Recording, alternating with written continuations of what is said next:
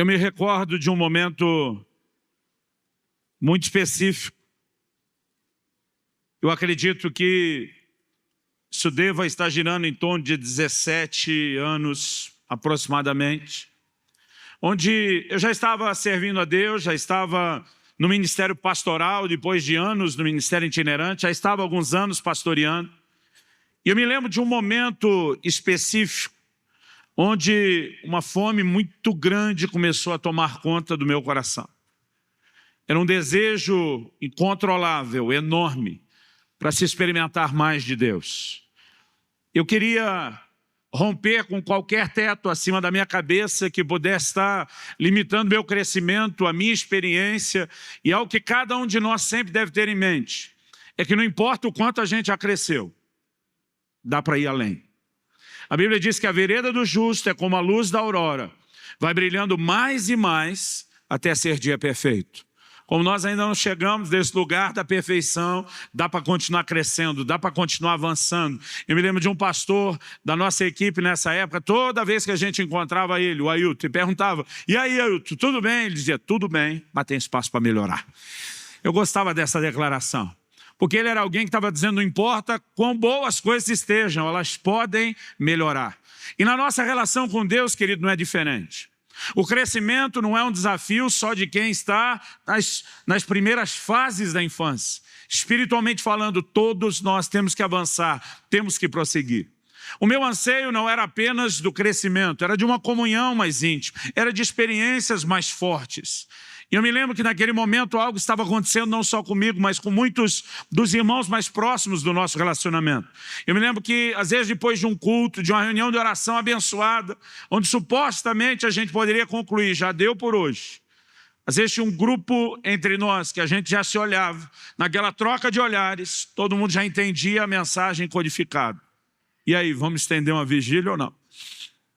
Eu me lembro da gente sair de cultos e emendar em vigílias várias vezes por semana. Interessante que isso estava acontecendo na época do inverno. E quando eu falo do inverno, especificamente nessa época onde eu morava em Guarapuava, no interior do Paraná, eu estou falando de inverno de verdade, gente. Algo mais rigoroso do que aquilo que vocês experimentam aqui. E eu lembro que muitas vezes nós saímos para essas vigílias e estava uma temperatura muito baixa. Às vezes a gente encarava a geada, para você ter uma ideia. E a gente andava no carro com o que a gente apelidou do kit vigília. Então já deixava algumas caixas de papelão no porta-mala do carro, porque era impossível ajoelhar naquela grama congelando. A gente andava com casacos extras, gorro, luva, cachecol. Já tínhamos as lanternas para quando a gente se enviava para o meio do mato orar. Era o kit vigília e já não saía do porta-mala, porque a gente estava usando isso. Eu estou contando essas coisas para tentar expressar para você o anseio, a fome, o desespero que a gente estava naquele momento de romper com os limites e de ir além. E foi exatamente nesse momento que eu, uma certa manhã, orando, clamando por mais de Deus, me deparei no meu momento devocional com esse texto de Isaías 6. E quando eu comecei a ler o texto que nós lemos, eu confesso que esse texto mexeu muito comigo. Porque eu comecei a pensar não apenas na experiência em si que Isaías teve de ver o Senhor. É lógico que a própria visão por si mesma, a experiência em si, já é algo fascinante, já é algo atraente. Mas eu não me olhei no direito de querer uma produção, uma reprodução exata da experiência de Isaías, mas eu comecei a pensar no que esteve por trás, no que veio nesse pacote da visão. E a primeira coisa que me chama a atenção é o fato de que ele enxerga Deus numa perspectiva como ele não estava acostumado a enxergar. Em primeiro lugar, ele tem uma visão de Deus como rei. E eu vou falar sobre isso daqui a pouco. Ele enxerga Deus assentado num trono. Ele enxerga as orlas do manto real. Toda a visão está girando em torno da realeza de Deus, mas ele também enxerga algo a respeito da santidade de Deus, numa perspectiva que ele nunca teve. Compre pelo link na descrição desse vídeo. E de repente cogitar a possibilidade de ver mais da parte de Deus e conhecer mais dele do que aquilo que eu conheci, já por si era atraente. Mas eu continuo lendo o texto e eu percebo outras coisas envolvidas nessa experiência. Por exemplo, nesse ambiente de adoração dos serafins, onde eles estão proclamando a glória de Deus, a Bíblia diz que a casa se encheu de fumaça. É interessante que na maior parte das ocasiões em que nós vemos na Bíblia uma manifestação da glória de Deus, da Shekinah de Deus, ou a palavra de Deus vai falar sobre uma nuvem ou vai falar sobre fumaça. É quase como se em todo momento de uma manifestação mais intensa da glória, como é quando Jesus se transfigura diante dos seus discípulos, a Bíblia diz uma nuvem desceu. A Bíblia fala de uma nuvem enchendo a casa de Deus por ocasião da consagração do templo de Salomão. Você vai vendo uma alternação, acontecendo ali entre nuvem e fumaça. E me parece que Deus, antes de querer revelar qualquer coisa mais profunda, Ele precisa confundir a visão velha que a gente já tem. Aliás, na forma de Deus trabalhar, Ele normalmente nunca faz o novo antes de tirar o velho. Deus diz para Jeremias, eu te estabeleci para derribares e edificares. Antes de construir o prédio novo, derruba o velho. Deus diz, eu te estabeleci para arrancares e plantares. Antes de plantar a planta nova, arranca a velha. Porque há algumas coisas, querido, que precisam de fato serem mudadas e tiradas da nossa vida se nós queremos ir além. Agora, eu olho para esse texto e ele ainda me diz que a casa, porque esse é o lugar onde Isaías está. Quando ele tem essa visão, que ele não está fazendo piquenique, ele está no templo. Considerando que ele não era da linhagem sacerdotal, a única alternativa que nos resta é saber que ele deveria estar naquele lugar para orar. Pelo menos coisas que a própria Bíblia diz que ele, junto com o rei Ezequias, fez. Entrou no templo, na casa de Deus, para orar e para apresentar a carta de afronta de Senaqueribe. Então ele está buscando a Deus. Mas ele não apenas está buscando a Deus, ele está no lugar que nós podemos dizer é o centro de todo o conceito de religiosidade que a nação tem. O lugar de adoração, o lugar de culto, todos os padrões daquilo que se faz, é exatamente ali. E a gente vê que Deus permite que essa casa seja tremida, que essa casa chacoalhe. Eu creio que há um lugar de uma experiência tão mais profunda em Deus, onde as bases de religiosidade da nossa própria vida serão chacoalhadas. O texto ainda diz que o homem consegue enxergar as suas falhas. Irmão, pensa num trem difícil, é a gente enxergar nossas falhas. Difícil não é enxergar a falha, porque a dos outros a gente vê bem. Jesus disse que o cisco no olho do irmão a gente vê de longe. Difícil é enxergar a trave do nosso. Isaías, irmão, ele está pregando uma mensagem dura contra o pecado. Desde o capítulo 1 você vê ele batendo sem dó nem piedade. Ele faz afirmações como, o boi conhece o seu dono, o jumento o seu possuidor, mas Israel não me conhece. E ele vai para cima. No entanto, nesse momento, ele enxerga algo a respeito de si mesmo e ele se nivela. A declaração que ele faz é praticamente, eu sou farinha do mesmo saco. Porque diz, eu habito no meio de um povo de impuros lábios, eu sou um homem de lábios impuros. Em outras palavras, eu sou a mesma coisa do que essa gente em que eu estou batendo com uma mensagem dura. Ele enxerga a sua limitação e ele não só enxerga a sua limitação, porque reconhece a sua limitação e se expõe, ele experimenta um toque santificador. O anjo pega uma brasa do altar e tosta a boca dele. Outro dia alguém me perguntou, pastor, qual é o mistério do toque na boca? Eu falei, não tem mistério. Isso é a oração que ele fez. E diz, eu sou um homem de lábios impuros. Porque ele reconheceu impureza nos lábios, o Senhor diz, vou purificar a área que você reconhece que precisa de ajuda. Se ele tivesse dito, sou um homem de olhos impuros, talvez seriam 2 brasas nos olhos. Ou como se dizia no interior de São Paulo, onde me criei, no zóio. Um dia desse, conversando com meus filhos sobre esse assunto, num culto de família, um deles disse, pai, tem uns que estão precisando de um banho de brasa. Não seria nem um abraço na boca, nem só 2 nos olhos, tem uns que estão precisando de um banho de brasa. Mas a verdade é que ele não apenas reconhece uma limitação, mas ele recebe um toque de santificação. E depois de tudo isso, nós vemos Isaías, ao ouvir essa voz, a quem enviarei, quem há de ir por nós. Eu já vi muita gente afirmando, eu mesmo já falei isso, que esse é o momento do chamado de Deus na vida de Isaías. Mas a verdade é que Isaías já estava no ministério. Ele já estava profetizando, ele já estava servindo a Deus. Mas nós podemos dizer que, no mínimo, ele tem uma percepção de um lugar mais profundo para se entrar. De uma expressão de ministério maior do que aquilo que ele está realizando. Agora vamos contar quanta coisa está embutida nessa experiência. Descobrir mais sobre Deus do que aquilo que a gente enxerga. Ter a nossa visão atual confundida para algo que vai nos introduzir numa manifestação de glória maior. Ter as bases de religiosidade da nossa vida chacoalhada. Poder enxergar mais sobre as nossas limitações. Receber um toque purificador. E ainda assim, uma percepção de um lugar mais profundo do ministério. Quando eu comecei a pensar nisso, o pacote, ele me pareceu mais atraente do que a visão em si. E eu lembro que eu comecei a dizer: Deus, o Senhor não faz acepção de pessoas. Irmãos, eu sou aquele tipo de gente que, quando criança, me lembro que algumas bebidas que a gente não tinha toda hora, numa época de necessidade, seja algum tipo de refrigerante que só aparecia no domingo, quando aparecia, ou às vezes quando a gente tinha leite em vez de chá. Eu lembro que eu e meus 2 irmãos, a gente colocava os 3 copos, um do lado do outro, na hora de mamãe servir. Porque se colocasse um pouquinho mais no copo de um, irmão, começava o protesto, colocou mais para ele do que para mim. E aquilo não era só o desespero para beber aquela bebida que não tinha todo dia, mas era também a necessidade de sentir que a gente era igualmente amado e respeitado. E de alguma forma eu carrego isso comigo até hoje na minha relação com Deus. Quando eu vejo ele botando mais no copo de outro, eu digo: ei! Eu olho para Deus e digo: jurisprudência, eu tenho direito de ter mais. E quando eu olhei para Isaías, falei: Senhor, se o Senhor deu para ele, liberou geral. Eu tenho direito a alguma coisa desse nível também. Enquanto eu orava, o Espírito Santo me fez entender que há algo nesse texto que não é apenas um relato de um momento cronológico apenas da história de Israel.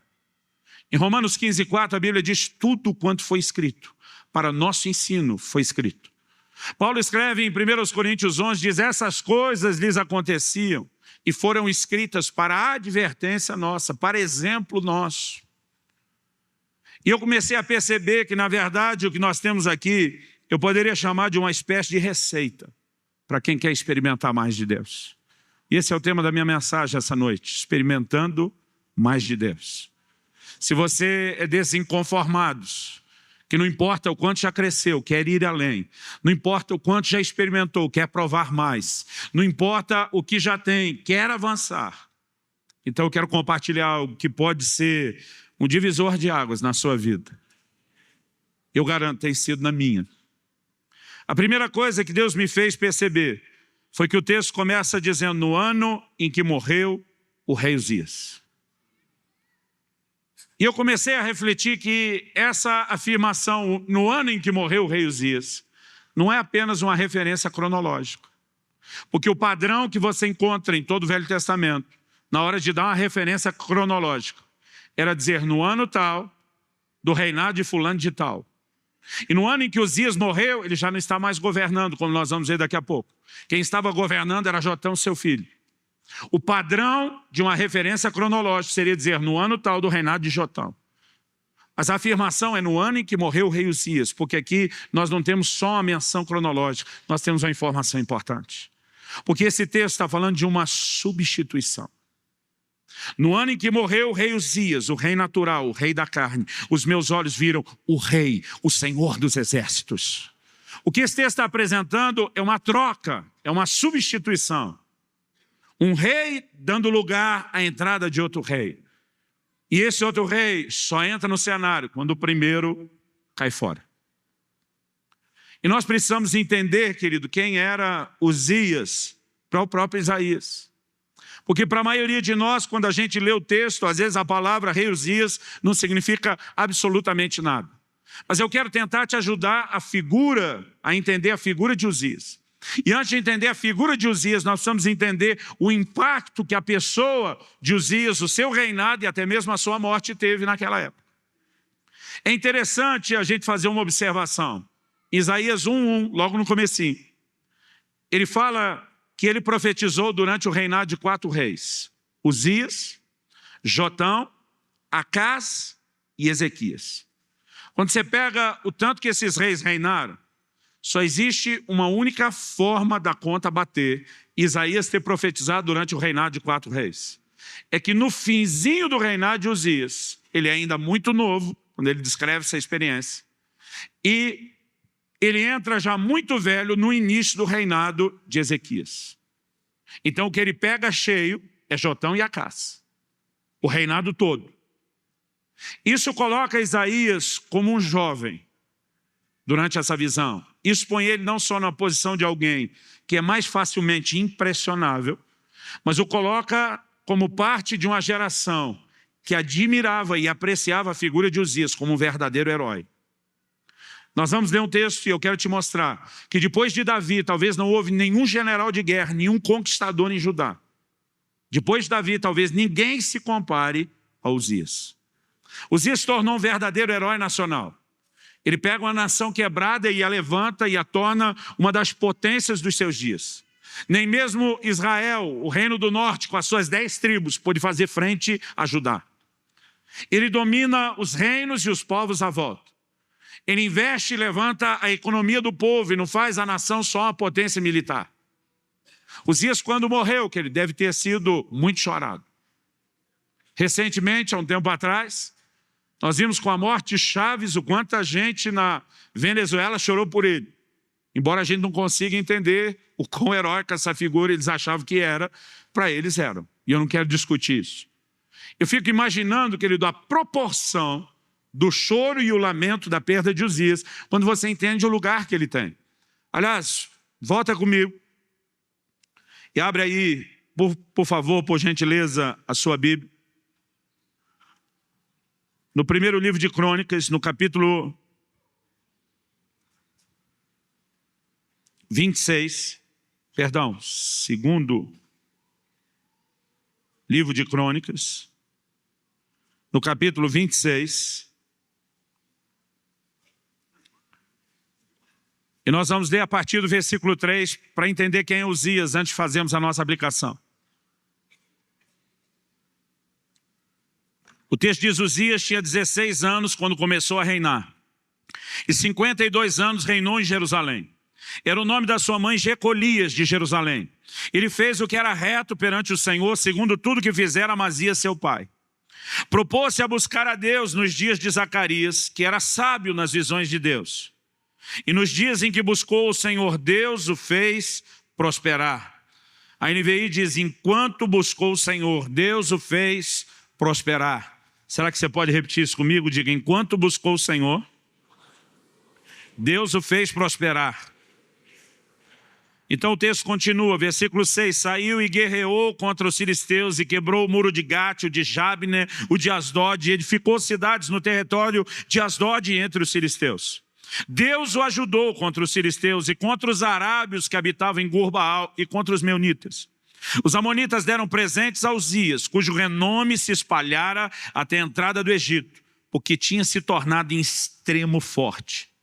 Também edificou Uzias torres em Jerusalém, a porta da esquina, a porta do vale, a porta do ângulo, e as fortificou. Também edificou torres no deserto e cavou muitas cisternas, porque tinha muito gado, tanto nos vales como nas campinas. Tinha lavradores e vinhateiros nos montes e nos campos férteis, porque era amigo da agricultura. Tinha também Uzias um exército de homens destros nas armas, que saíam à guerra em tropas, segundo o rol feito pelo escrivão Jeiel e Maazéias, oficial, sob a direção de Ananias, um dos príncipes do rei. O número total dos cabeças das famílias, homens valentes, era de 2.600. Isso era só a tropa de elite. 13. Debaixo das suas ordens havia um exército guerreiro de 307.500 homens, que faziam a guerra com grande poder para ajudar o rei contra os inimigos. Detalhe, faziam a guerra com grande poder. 14. Preparou-lhes Uzias para todo o exército, escudos, lanças, capacetes, couraças e arcos, e até fundas para tirar pedras. Fabricou em Jerusalém máquinas de invenção de homens peritos, destinadas para as torres e cantos das muralhas, para atirarem flechas e grandes pedras. E divulgou-se a sua fama até muito longe, porque foi maravilhosamente ajudado. Outra versão diz extraordinariamente ajudado, ou seja, ele não foi apenas ajudado por Deus, ele foi ajudado de uma forma extraordinária. No entanto, o texto diz assim: até que se tornou forte. E a partir do 16, a Bíblia diz: havendo-se já fortificado, exaltou-se o seu coração para a sua própria ruína. Irmão, o que Uzias fez pela nação de Judá é inegável. O lugar que ele passa a ocupar como herói nacional, transformando a nação de Judá não apenas numa potência militar, mas, como eu falei, numa força econômica. Ele investe na agropecuária. É algo impressionante. E a única razão pela qual Uzias chega a este lugar é porque a palavra de Deus diz que logo cedo, quando ele era ainda menino, ele foi instruído por Zacarias, que era sábio nas visões de Deus. Ele foi orientado a buscar a Deus. E a Bíblia diz, enquanto buscou o Senhor, Deus o fez prosperar. No entanto, quando ele alcança aquilo que ele tanto almejou, quando ele chega aonde ele queria chegar, Uzias se torna talvez uma das maiores encarnações como personagem bíblico. De uma atitude não só de autossuficiência, mas de independência de Deus. Uzias, na minha opinião, é talvez a maior encarnação do que uma busca interesseira. Do que é alguém fazer de Deus um trampolim ou um caminho para alcançar o que de fato deseja e não o objeto final da sua busca. Porque a Bíblia diz, enquanto buscou o Senhor, Deus o fez prosperar, mas quando se tornou forte, ele simplesmente vira as costas para Deus. E quando a gente fala dessa forma de Uzias, dá até a indignação, mas a verdade é que existe um pouco de Uzias dentro de cada um de nós. Pastor, vira essa boca para lá, eu viro. Existe um pouco de Uzias em cada um de nós. Não importa para aquele lado eu virar, é uma verdade. Todos nós temos um certo aspecto dessa busca interesseira que precisa ser vigiada com muito cuidado. Isso não é de hoje, querido. A Bíblia diz que 10 leprosos vieram até Jesus. A Bíblia diz que ele curou os 10. Só um voltou a agradecer. Quando esse um voltou a agradecer, a pergunta de Jesus é, cadê os outros 9?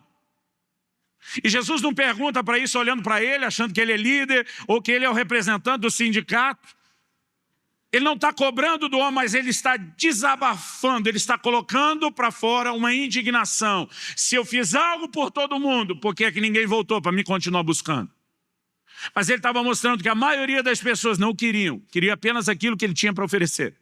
E depois de receber aquilo que vieram buscar, que era única e exclusivamente a cura, eles não tinham mais nada para tratar com ele. Todos nós, querido. Eu me lembro quando eu fui para o ministério pastoral e eu comecei a ficar surpreso com quanta gente vinha atrás de cura e depois que era curado, sumia. Quanta gente vinha quebrado financeiramente, depois que virava a mesa, dava a volta por cima, desaparecia. Quanta gente chegava com um casamento por um fio, mas depois, eu não digo nem de restaurá-lo, de tirá-lo daquela zona de perigo, sumia. E nesse momento, quando eu estou enxergando isso na Bíblia, a minha primeira reação é começar a pensar num monte de gente. Me lembro de uma vizinha que eu evangelizei tanto. Ela nunca levava o negócio adiante, nunca queria ir na igreja. Até um dia que fizeram uma baita de uma macumba na frente da loja dela. Aí ela me liga e diz, pastor, eu preciso de você. Eu falei, aham. E a nossa reação é sempre pensar nos outros. Mas naquele dia, quando eu comecei a pensar num monte de gente, eu me lembrei dos jovens. Quando chegava o fim do ano, ia aproximando a época de vestibular. Pensa no avivamento que era na igreja. O jovem pedia a chave da igreja porque queriam entrar às 5 da manhã para orar. Mas depois que passava no vestibular, nem lembrava mais que era crente. Nem lembrava quem o colocou na universidade. E nem que tinha que ser sal e luz da terra naquele lugar. Enquanto eu estou pensando num monte de gente que manifestou os dias, o Senhor, de uma forma muito direta, falou, ei, não quero falar dos dias dos outros, não. Eu quero falar dos seus. Do seu Uzias. Minha reação foi, eu? Só acho que tem os dias aqui? Irmão, e de repente eu revivi uma cena muito forte da minha fase de pré-adolescente. Eu, como mencionei, sou o filho do meio. Esse eu não mencionei, eu mencionei que eu tenho outros 2 irmãos, né? Tenho outros 2 irmãos e nós crescemos os 3. Alguns chegaram a nos apelidar, mesmo na igreja, papai pastoreava de os 3 metralhas. Para quem tem minha idade para mais, dá para entender que a gente era... Hoje em dia a gente não fala mal das crianças, a gente chama de hiperativo. Mas a gente era ligado no trifásico. E eu me lembro de um momento difícil. Nessa época a gente media o copo, que não só papai, mas mamãe teve que trabalhar também. Irmão, aquelas tardes sem papai e mamãe por perto. Só Jesus e muito anjo de Deus para segurar e evitar o caos naquela casa. E tinha uma cena que sempre se repetia essa época. Meu irmão mais novo, o Paulo, que hoje é um dos pastores comigo na minha equipe, ele ficava provocando o mais velho, o Adriano. E nós somos a escadinha de 2 em 2 anos. Então, do Paulo para o Adriano, são 4 anos de diferença. Só que, nessa idade que a gente estava, meu irmão, eu acredito que eu devia estar em torno dos meus 11 anos, 10 talvez. Meu irmão, se eu tivesse com 10, ele estava com 12, se tivesse com 11, ele estava com 13.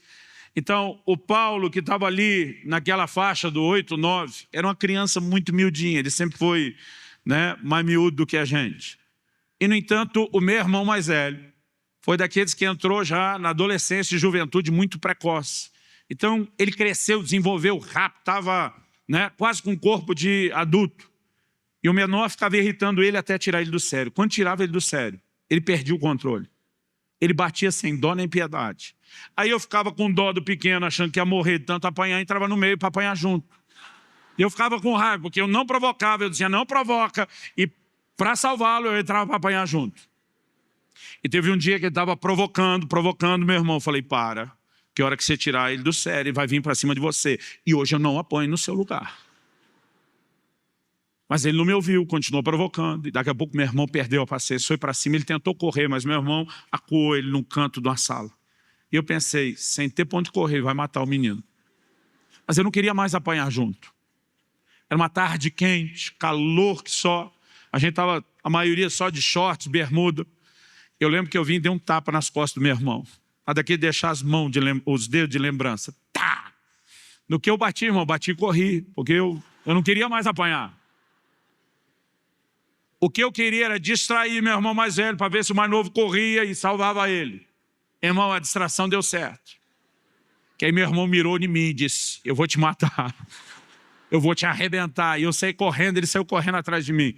Eu saí da sala, pulei, entrei correndo pelo corredor, né, em direção ao quarto, que eu pensei, se eu entrar e me trancar, eu estou salvo. Mas, irmão, ele estava bravo. E ele correu atrás de mim para valer. Eu pensei, não vai dar tempo. Nessa corrida, irmão, o corredor não era tão longo, foi tudo fração de segundo. Nessa corrida, quando eu estou passando, tem uma vassoura encostada. Eu me lembro que a mamãe mandava a gente varrer a casa, a gente varria um pedaço, parava no meio do caminho. Ela dava uma bronca, varria mais um pedaço, coisa de adolescente, pré-adolescente. Eu estou passando, aquela vassoura está ali, irmão. E foi instinto de sobrevivência, não foi maldade.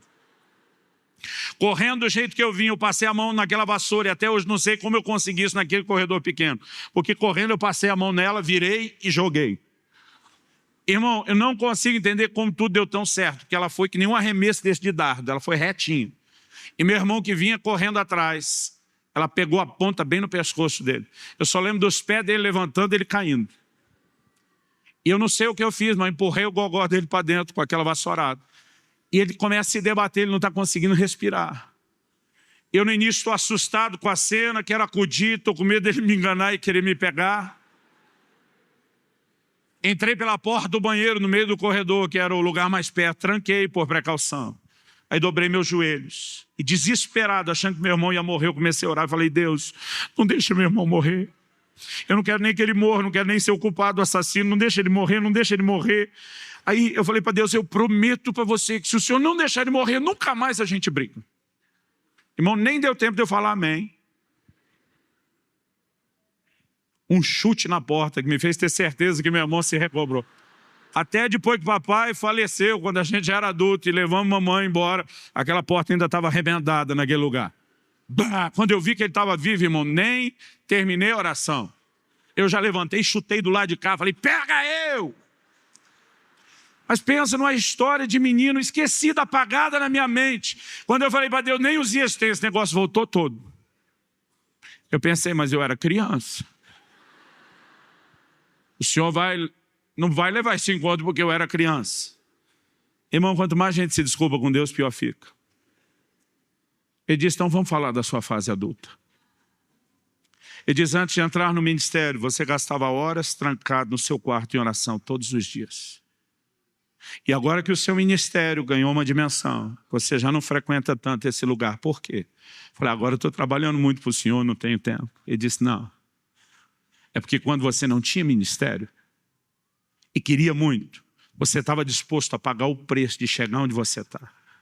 Você queria ter o que você tem. Você queria as manifestações do meu Espírito. Você queria as curas e milagres. E quando você entrou naquele quarto, você não entrou para me buscar. Você entrou para buscar esse resultado do ministério.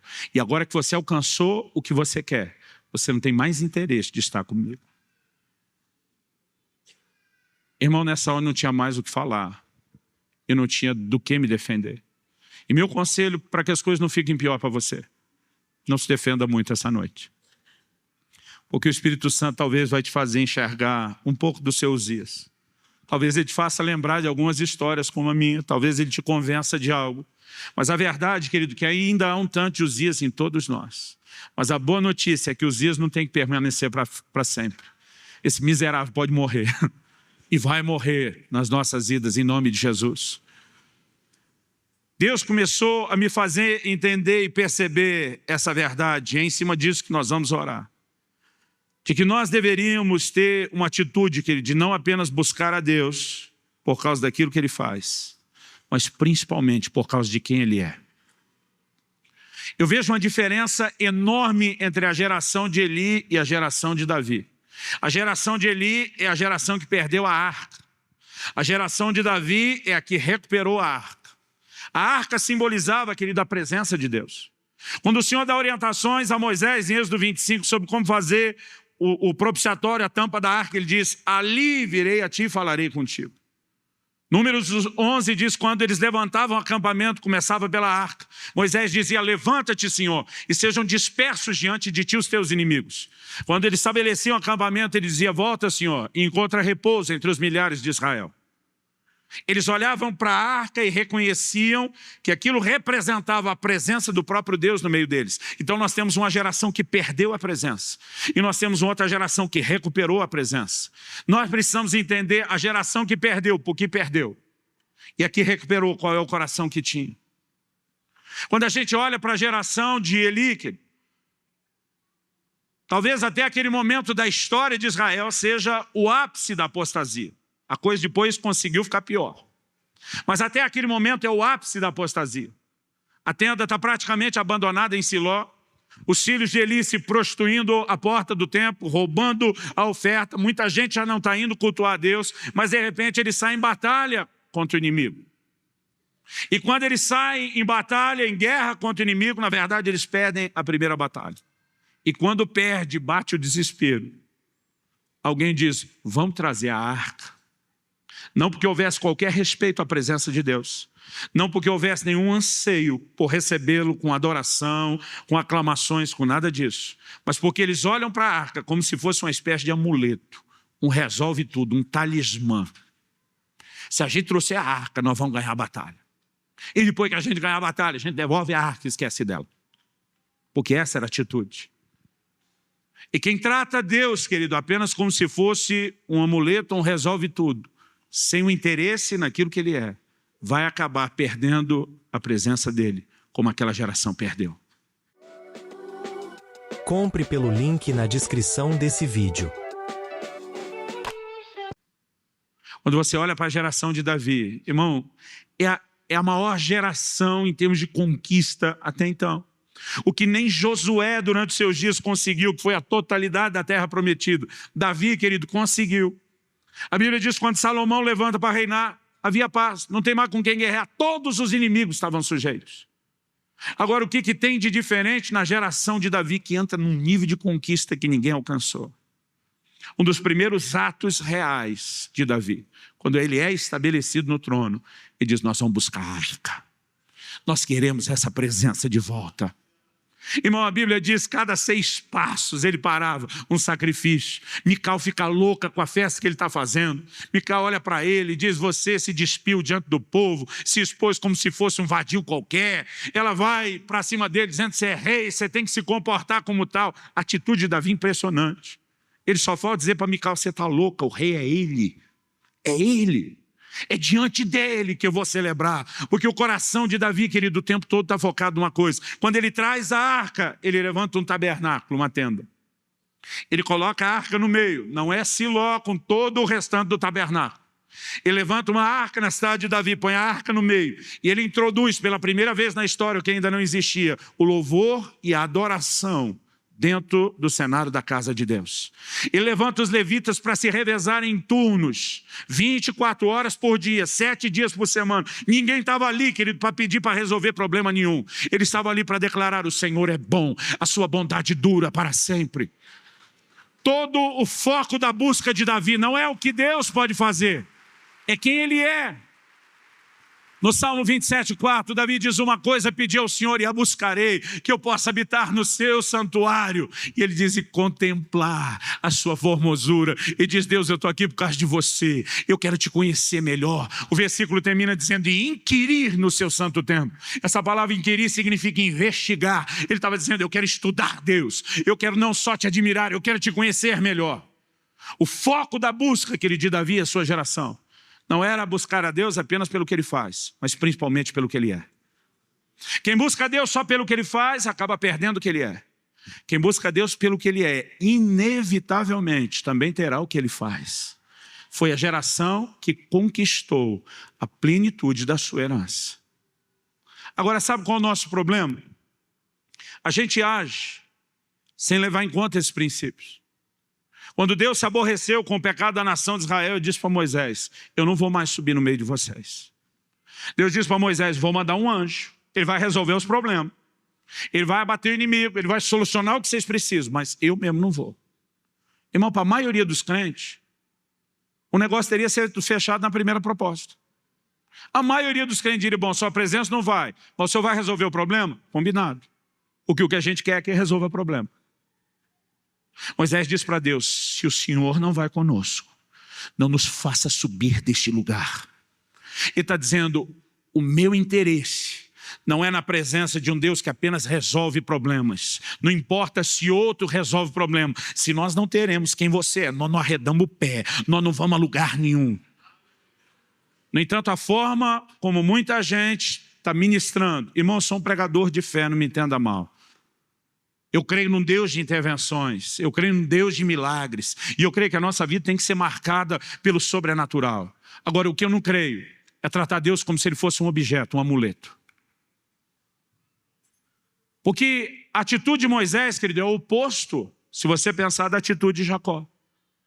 Jacó, quando está passando o val de Jaboque, o anjo do Senhor se manifesta. Aí diz para ele: eu preciso ir. Ele diz: não te deixarei ir enquanto não me abençoares. Sabe o que ele está dizendo? Eu não faço questão de segurar você ou sua presença. O que eu quero é sua bênção. Depois que você me abençoar, vaza. Se você contrasta a atitude de Moisés com a de Jacó, irmão, é ridiculamente infantil. E sabe o que é pior? É que a gente ainda se anima para ficar cantando: e Jacó segurou o anjo, como se essa fosse a maior glória. Ele não segurou, querido, a presença. Ele diz: depois que me abençoar, vaza. E muitos de nós temos buscado a Deus uma motivação errada. Isso é Uzias dentro de mim, dentro de você. E se a gente não se livrar de Uzias, nós nunca vamos passar para o próximo nível. Ou como diria meu filho na linguagem de videogame, não vamos passar de fase. Agora, se você quer isso, eu quero terminar esses últimos minutos te ensinando como se livrar de Uzias. Volte comigo para 2 Crônicas, capítulo 26. A gente leu até o versículo 15 e o comecinho do 16. Vamos voltar no 16.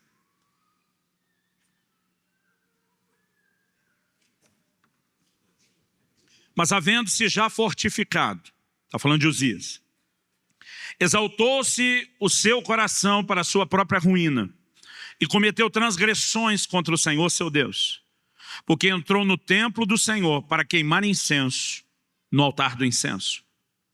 Porém o sacerdote Azarias entrou após ele com 80 sacerdotes do Senhor, homens da maior firmeza.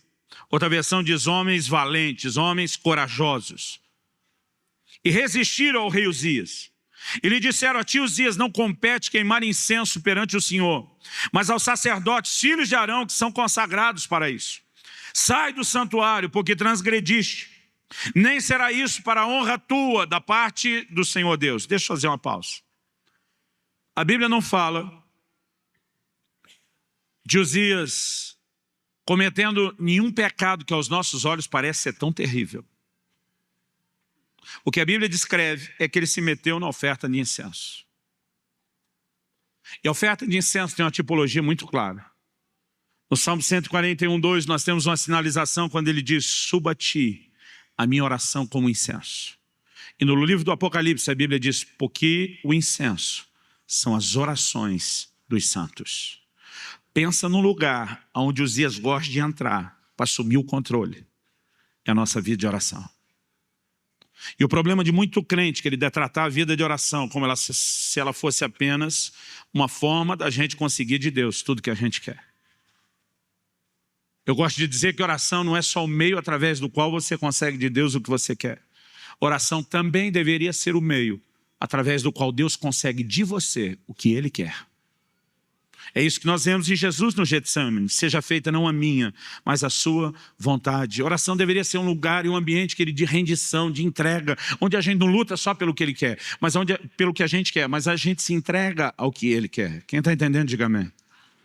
Agora, quando nossa vida de oração, querido, gira em torno só do que eu quero receber de Deus, significa que Uzias assumiu o controle. Agora, a Bíblia diz que nós somos o santuário de Deus, onde o incenso é queimado. Mas também diz que nós somos sacerdotes.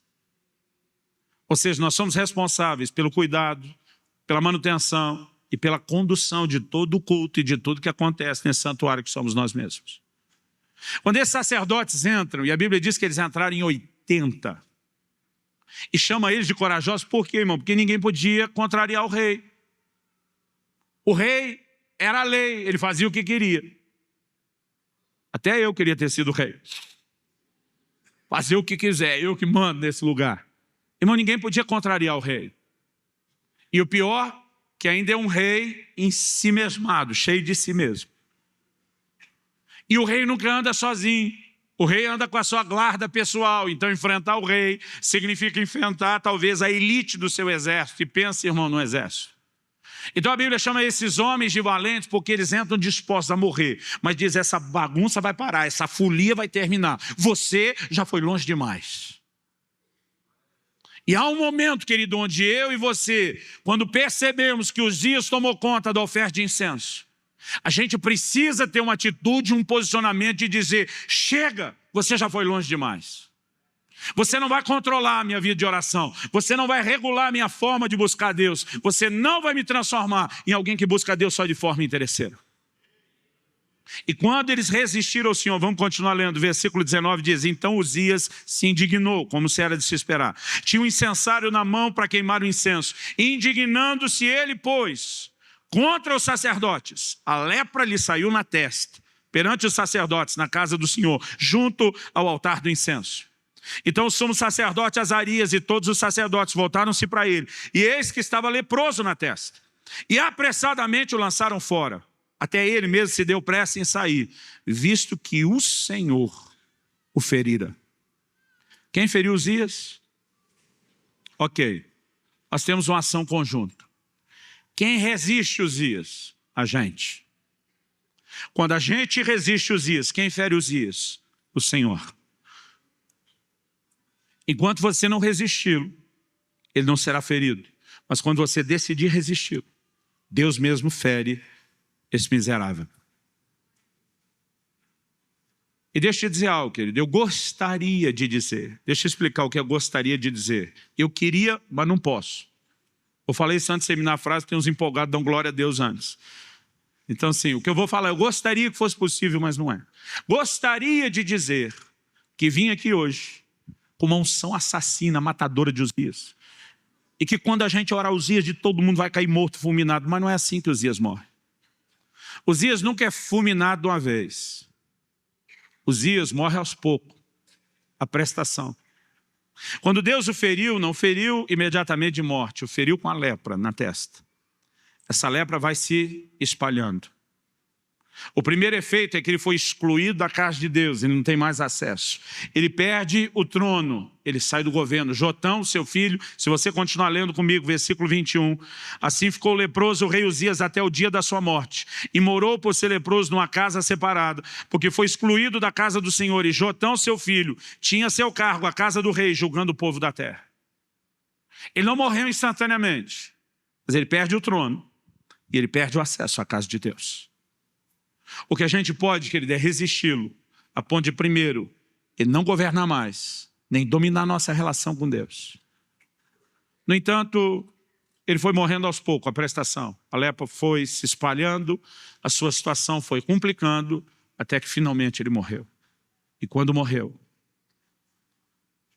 Isaías diz, no ano em que esse miserável morreu, estou falando da tipologia, não da pessoa, os meus olhos viram o Rei, o Senhor dos Exércitos.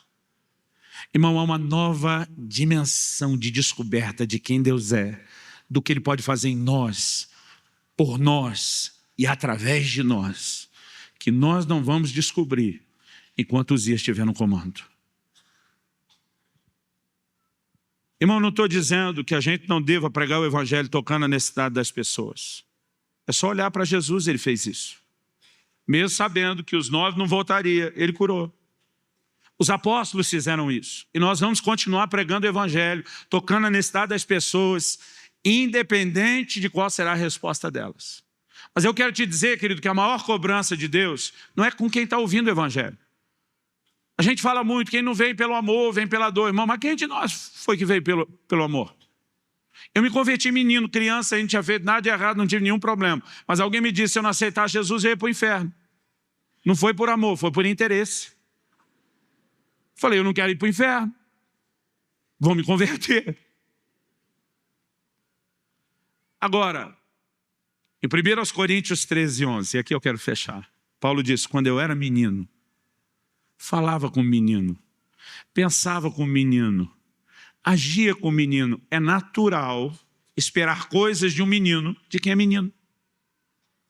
E há uma fase na minha e na sua caminhada com Deus, onde nós estamos num lugar de infância, de maturidade. E acredite, a cobrança não será elevada enquanto nós estamos nesse lugar.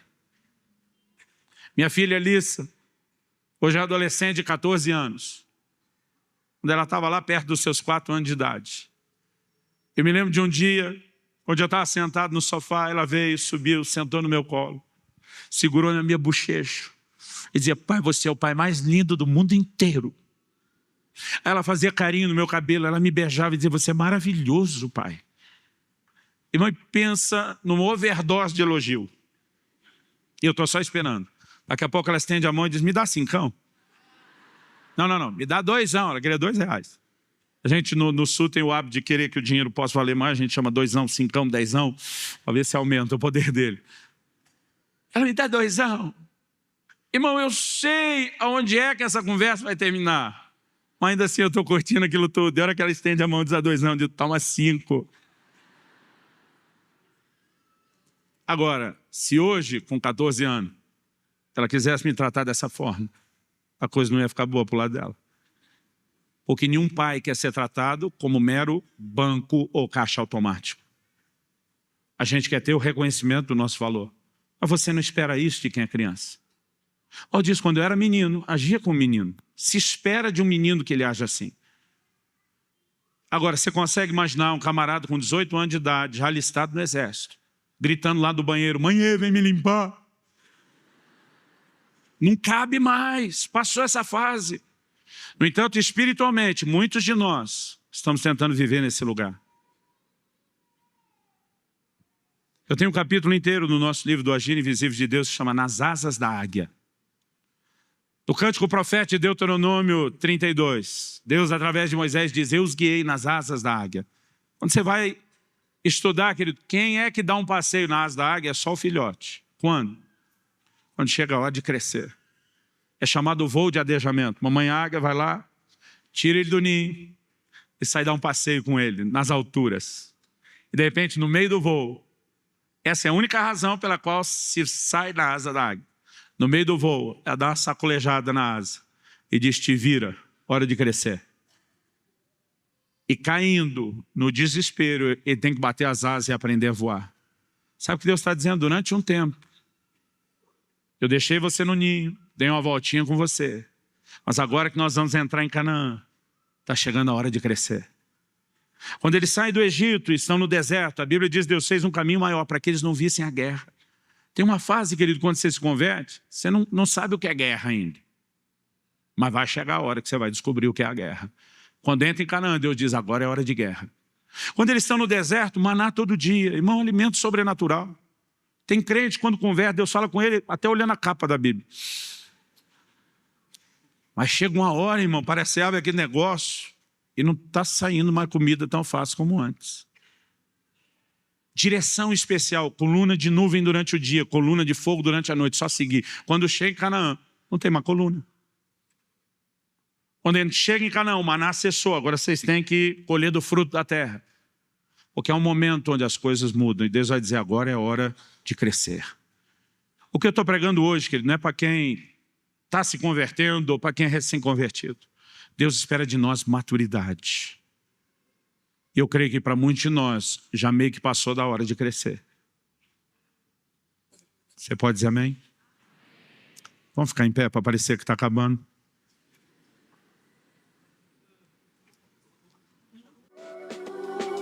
Compre pelo link na descrição desse vídeo. Eu creio que está chegando um tempo, querido, onde uma geração vai se levantar com uma nova visão e atitude de maturidade, de buscar Deus pelo que Ele é. Nós não estamos abrindo mão do que Ele faz. O que Ele faz é uma extensão do que Ele é. A Bíblia diz: Deus é galardoador dos que o buscam. É impossível buscá-lo e não ser abençoado. Jesus disse: se você colocar o reino em primeiro lugar, o resto é acrescentado. Tem coisa, irmão, que a gente não precisa nem correr atrás. Quando nós o priorizamos, algo vai mudar. Eu gostaria que você orasse nessa hora. Que você pudesse não apenas sondar o seu coração, mas permitir que o Espírito Santo faça isso. Que você possa dizer: sonda, meu Deus, me mostre o que há de Uzias em mim. Eu quero me livrar dessa busca interesseira. Eu quero ter uma conduta diferente. Eu quero aprender a ser atraído por aquilo que o Senhor é. Eu creio que virão dias onde nós vamos falar de um grande mover, querido, da adoração, não apenas porque novas músicas estão sendo trazidas, mas porque um desespero pela presença dEle. E é um grito do coração de Deus para incluir a mim e a você nisso. Eu quero que você ore. Você fale com Ele nessa hora. Pai, a Tua palavra foi lançada, semeada. E se o Senhor não vivificá-la, não vai passar de um discurso ou uma palestra. Mas nós esperamos pela obra do Senhor. E que aquilo que o Senhor começou aqui agora, continue ao deixarmos este lugar. Ajuda-nos a enxergar o quanto de Uzias ainda em nós. Não apenas a enxergar, nós queremos entrar nesse lugar de não mais nos conformarmos, de a semelhança daquele sacerdote dizer: chega, você já foi longe demais, de resisti-lo na presença do Senhor. Porque nós queremos que se apresse o dia onde os nossos olhos verão o Rei, o Senhor dos Exércitos. Perdoa-nos, Senhor, porque muitas vezes nos devotamos a uma busca interesseira. Reconhecemos que isso foi fruto de maturidade, mas nós queremos crescer. Queremos aprender, entender os princípios da palavra, mas mais do que informação, queremos que o Senhor trabalhe isso em nós. E encontre em nós um lugar de resposta. Nós oramos em nome do Senhor Jesus. Fala com Deus, querido, do seu jeito, da sua maneira, com as suas palavras. Eu quero que você se exponha a Ele. Eu quero que você possa declarar a Ele o quanto você quer ou não experimentar mais dele. E o quanto você está disposto ou não a enfrentar e derrubar esses Uzias. Fala com Ele em nome de Jesus. Clique e veja mais vídeos como esse.